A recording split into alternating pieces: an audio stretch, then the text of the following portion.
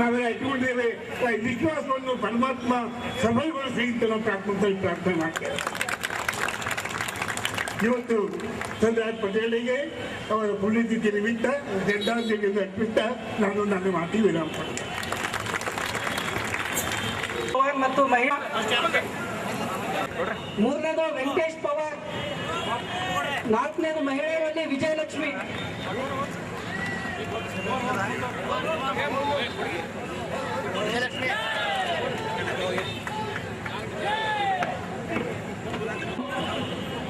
ಎಲ್ಲ ವಿಜೇತರಿಗೆ ಮತ್ತು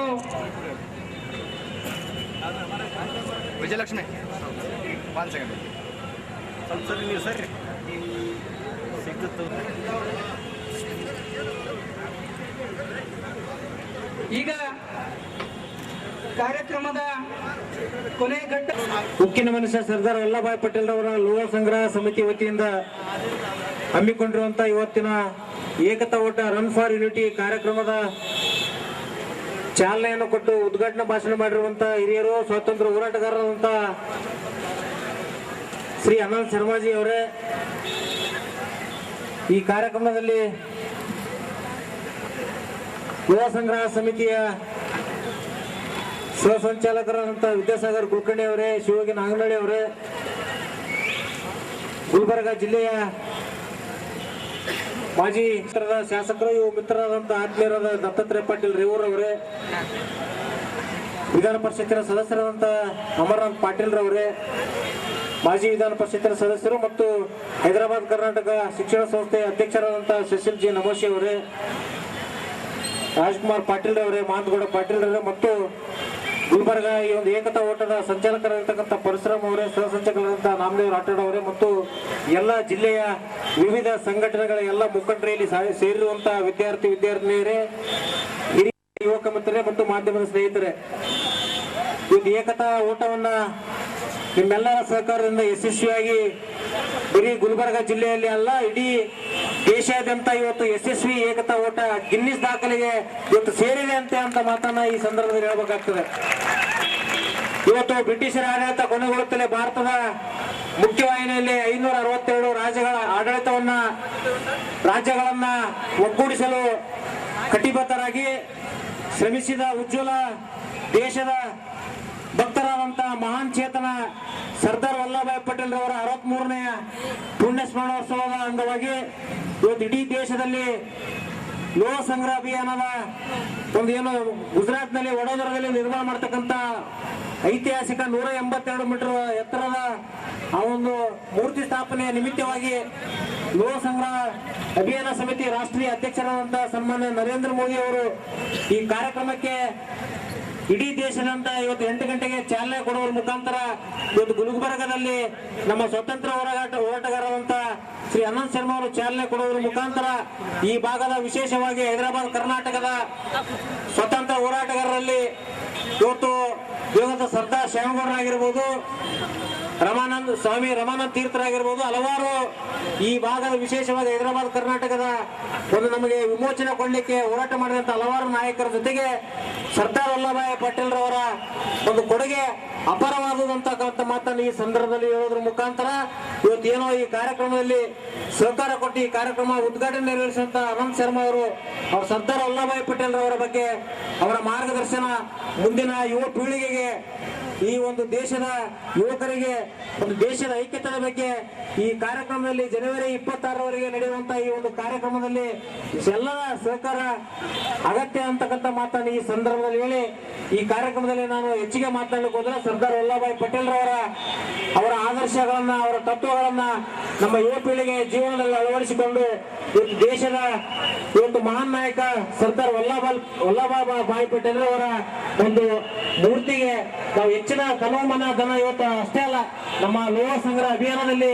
ಆ ಒಂದು ನಮ್ಮ ಭೂಮಿಯ ಮಣ್ಣನ್ನ ಮತ್ತು ಲೋಹ ಸಂಗ್ರಹವನ್ನ ಕಾರ್ಯದಲ್ಲಿ ತಾವೆಲ್ಲರೂ ಪಾಲ್ಗೊಂಡು ಈ ಕಾರ್ಯಕ್ರಮಕ್ಕೆ ಇವತ್ತಿನ ಕಾರ್ಯಕ್ರಮವನ್ನು ಯಶಸ್ವಿಗೊಳಿಸಿದಂತ ತಮ್ಮೆಲ್ಲರಿಗೆ ಮತ್ತೊಮ್ಮೆ ಅಭಿನಂದನೆಗಳ ಸಲ್ಲಿಸುವ ಮುಖಾಂತರ ಈ ಕಾರ್ಯಕ್ರಮ ಮುಗಿದ ನಂತರ ತಾವೆಲ್ಲ ವಿದ್ಯಾರ್ಥಿನಿಯರು ಮತ್ತು ಎಲ್ಲಾ ಮುಖಂಡರು ಅಲ್ಪೋಪಹಾರದ ವ್ಯವಸ್ಥೆಯನ್ನ ಇಲ್ಲಿ ಏರ್ಪಡಿಸಲಾಗಿದೆ. ತಾವು ಶಾಂತ ರೀತಿಯಿಂದ ಇವತ್ತು ಟ್ರಾಫಿಕ್ಗೆ ತೊಂದರೆ ಆಗದ ರೀತಿಯಲ್ಲಿ ಮತ್ತು ಎಲ್ಲ ಸುವ್ಯವಸ್ಥೆ ವ್ಯವಸ್ಥಿತವಾಗಿ ತಾವೆಲ್ಲರೂ ಸಹಕಾರ ಕೊಡಬೇಕು ಅಂತೇಳಿ ಈ ಸಂದರ್ಭದಲ್ಲಿ ಹೇಳಿ ಈ ಕಾರ್ಯಕ್ರಮಕ್ಕೆ ಯಶಸ್ವಿಗೆ ಸಹಕಾರ ಕೊಟ್ಟಂತ ತಮ್ಮೆಲ್ಲರಿಗೆ ಮತ್ತು ವಿಶೇಷವಾಗಿ ಪೊಲೀಸ್ ಸಿಬ್ಬಂದಿಯ ಮತ್ತು ಆರೋಗ್ಯ ಇಲಾಖೆಯವರಿಗೆ ಮತ್ತು ಕಾರ್ಪೊರೇಷನ್ ಅವರಿಗೂ ಎಲ್ಲ ಇಲಾಖೆಯ ಗುಲ್ಬರ್ಗ ಈ ಒಂದು ಕಾರ್ಯಕ್ರಮಕ್ಕೆ ಶಾಲಾ ಕಾಲೇಜು ಸಂಘಟನೆಗಳಿಗೆ ಮತ್ತು ವಿವಿಧ ಸಂಘಟನೆಗಳಿಗೆ ಮತ್ತೊಮ್ಮೆ ಹೃತ್ಪೂರ್ವಕವಾಗಿ ಅಭಿನಂದನೆ ಸಲ್ಲಿಸುವ ಮುಖಾಂತರ ಮಾಧ್ಯಮ ಪ್ರಿಂಟ್ ಮೀಡಿಯಾ ಆಗಿರ್ಬೋದು ಮತ್ತು ಎಲೆಕ್ಟ್ರಾನಿಕ್ ಮೀಡಿಯಾದ ಎಲ್ಲ ಮಾಧ್ಯಮದ ಸ್ನೇಹಿತರು ಕೂಡ ಒಂದು ಅಭಿನಂದನೆಗಳನ್ನ ಸಲ್ಲಿಸಿ ಅವರಿಗೆ ಧನ್ಯವಾದಗಳನ್ನ ಅರ್ಪಿಸಿ ಈ ಒಂದು ಕಾರ್ಯಕ್ರಮಕ್ಕೆ ವೇದಿಕೆ ಮೇಲೆ ಉಪಸ್ಥಿತಿರುವಂತಹ ಎಲ್ಲರಿಗೂ ಮತ್ತೊಮ್ಮೆ ವಂದಿಸಿ ನನ್ನ ಎರಡು ಮಾತುಗಳನ್ನು ಮುಗಿಸ್ತೀನಿ. ಜೈ ಹಿಂದ್, ಜೈ ಕರ್ನಾಟಕ.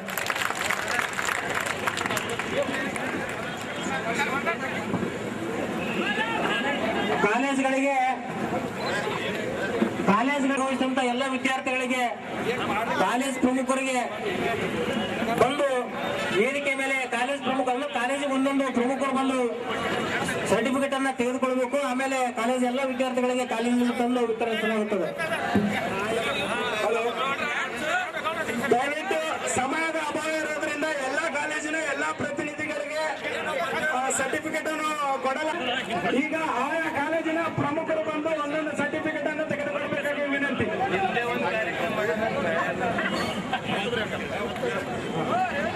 ದಯವಿಟ್ಟು ಮಹಿಳೆಯರಿಗೆ ಕಾಮತ್ ಹೋಟೆಲ್ ಹತ್ರ ಉಪಹಾರದ ವ್ಯವಸ್ಥೆ ಇರುತ್ತೆ.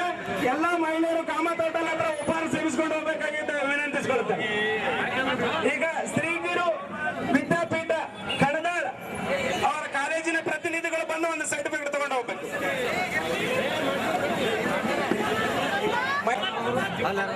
ಕ್ಷಮಿಸಬೇಕು, ಮಹಿಳೆಯರಿಗೆ ಗೋಮಲ್ ಹೋಟೆಲ್ ಹತ್ರ ಉಪಹಾರದ ಗೋಮಲ್ ಹೋಟೆಲ್ ಎದುರುಗಡೆ ಉಪಹಾರದ ವ್ಯವಸ್ಥೆ ಇರುತ್ತೆ. ದಯವಿಟ್ಟು ಉಪಹಾರ ಸೇವಿಸಿಕೊಂಡು ಹೋಗ್ಬೇಕಂತ ಎಲ್ಲ ಮಹಿಳೆಯ ವಿದ್ಯಾರ್ಥಿನಿಯರಿಗೂ ಎಲ್ಲ ಪಾರ್ಟಿಸಿಪೆಂಟ್ಸ್ಗೂ ವಿನಂತಿಸ್ಕೊಳ್ತೇವೆ.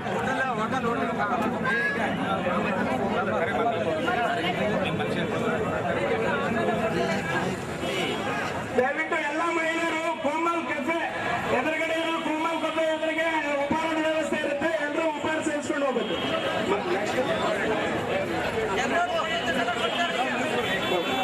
ದಯವಿಟ್ಟು ನಮ್ಮ ಎಲ್ಲ ವಾಲಂಟಿಯರ್ಸ್ ಪದಾಧಿಕಾರಿಗಳು ಉಪಹಾರದ ವ್ಯವಸ್ಥೆಯಲ್ಲಿ ಒಂದು ಸ್ವಲ್ಪ ಎಲ್ರಿಗೂ ಹೆಲ್ಪ್ ಮಾಡ್ಬೇಕಂತ ವಿನಂತಿ.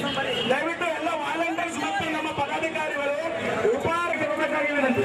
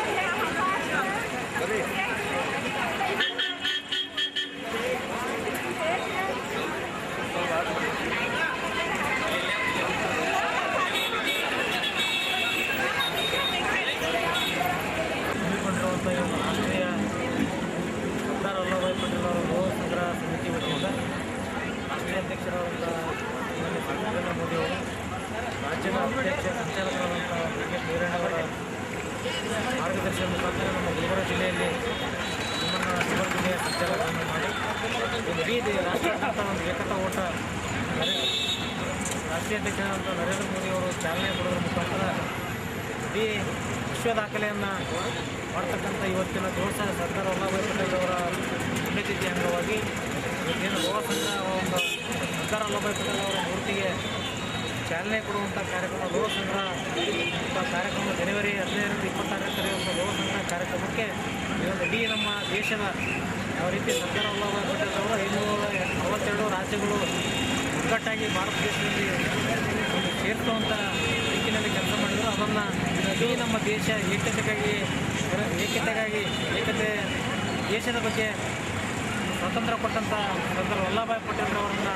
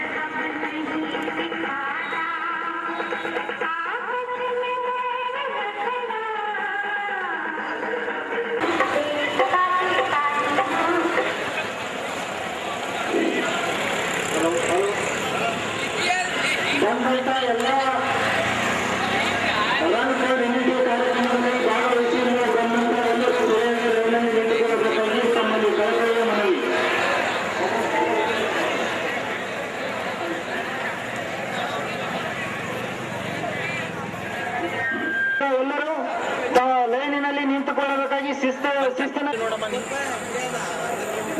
ದಯಮಾಡಿ ಲೈನಲ್ಲಿ ಹೋಗಬೇಕಾಗಿ ವಿನಂತಿ.